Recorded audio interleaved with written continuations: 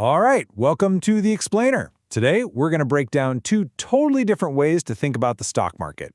You can forget about a one-size-fits-all approach. We're talking about specific strategies for completely different endgames. And really, it all comes down to this one single question. Are you here to win a short-term game, like a stock market simulation?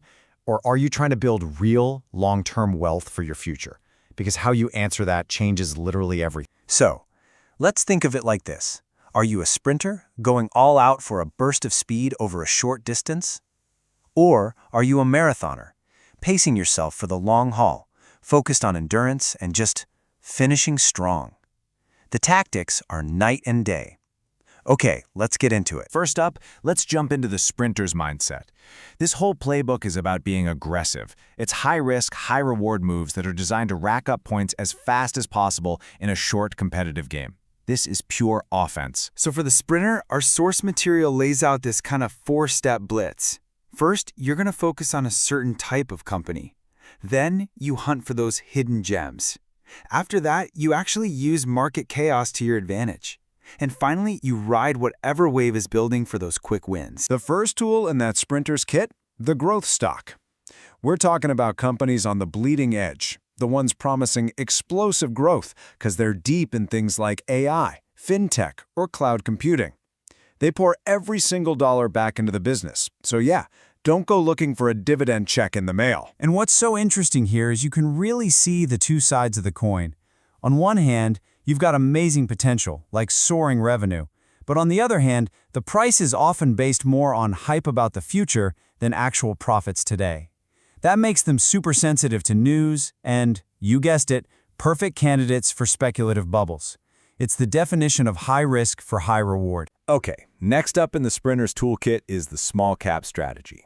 This is kind of like being a talent scout for the business world. You're out there trying to spot the next big thing before everybody else does, putting your money into smaller companies that could, potentially, become giants. So what do we mean by small cap? Well, the source material draws the line at a valuation of 2 billion euros. We're definitely not talking about household names here. These are the hungry up-and-comers, the ones flying just under the radar. And this right here, this is the classic risk-reward trade-off, laid out perfectly. The upside? A small company could multiply in value many, many times over. But that amazing potential comes with some huge question marks. Is their business model actually solid? Can they get the funding they need? The path is rocky, and the ride can be incredibly volatile. Now for the final weapon in the sprinter's arsenal, volatility itself. Look, in a short-term game, a stock that just sits there is useless. You need action. Volatility is just the measure of how much a stock's price jumps around. And for our sprinter, the bigger and faster those jumps, the better. It's kind of funny, because in the real world, an index like the VDAX is often nicknamed the fear indicator. High volatility usually means the market is anxious and uncertain. But for a sprinter who's just playing a game, that fear is actually an opportunity. More swings just mean more chances to jump in, grab a quick profit, and get out. Okay, so that's the sprint. Fast, aggressive, high risk. But what if you're not playing a game with fake money? What if this is your actual, hard-earned savings we're talking about? Well, let's switch gears and run the marathon. This is a totally different mindset for building real wealth. For the marathoner, the #1 goal flips completely. It's not about maximizing your gains anymore. It's about minimizing your losses. And the core principle, as our source material highlights, is protecting your money with something called a margin of safety. This right here is the absolute heart of the marathoner strategy. It's called the safety strategy. You do your homework to figure out what a company is really worth, its intrinsic value, and then you wait. You patiently wait to buy its stock only when the price on the market is way, way lower.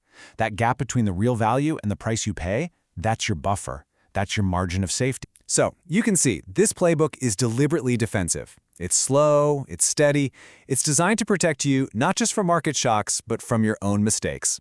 It's all about patience and resilience, which, of course, makes it completely the wrong tool for a short-term game where you need points on the board fast. So there you have it. Two totally distinct playbooks. We've got the aggressive sprinter and the defensive marathoner. Each one is a master of their own race. The question is, How do you choose? And when you lay it all out like this, the answer becomes crystal clear. There's just no such thing as a single best strategy.